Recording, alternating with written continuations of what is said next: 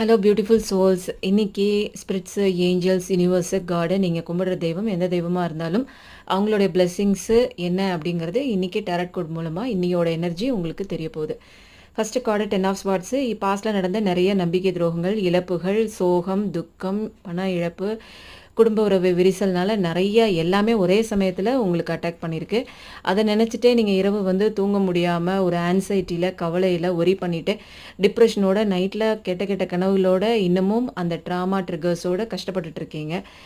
அது மட்டும் இல்லாமல் அந்த விஷயத்தை நினச்சிக்கிட்டே நீங்கள் உங்களுடைய பிஸ்னஸையோ கெரியரையோ இம்ப்ரூவைஸ் பண்ணாமல் நம்மளால் எதுக்குமே லாய் கிடையாது அப்படின்னு நீங்களே உங்களை முத்திரை குத்திட்டு எந்த ஒரு விஷயமும் முயற்சி பண்ணாமல் அப்படியே ரொம்ப கஷ்டப்பட்ட நிலையில் இருக்கிறீங்க.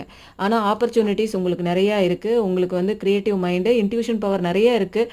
பட் ஆனால் அதெல்லாம் யூஸ் பண்ணாமல் நிறைய பாசிபிலிட்டி இருந்தும் நீங்கள் அதை முயற்சி பண்ணாமல் இருக்கீங்க. உங்களால் வளர முடியும். உங்களுடைய டிசையர், ஆசை எதுவாக இருந்தாலும் உங்களால் அதை ஃபுல்ஃபில்மெண்ட் பண்ண முடியும்.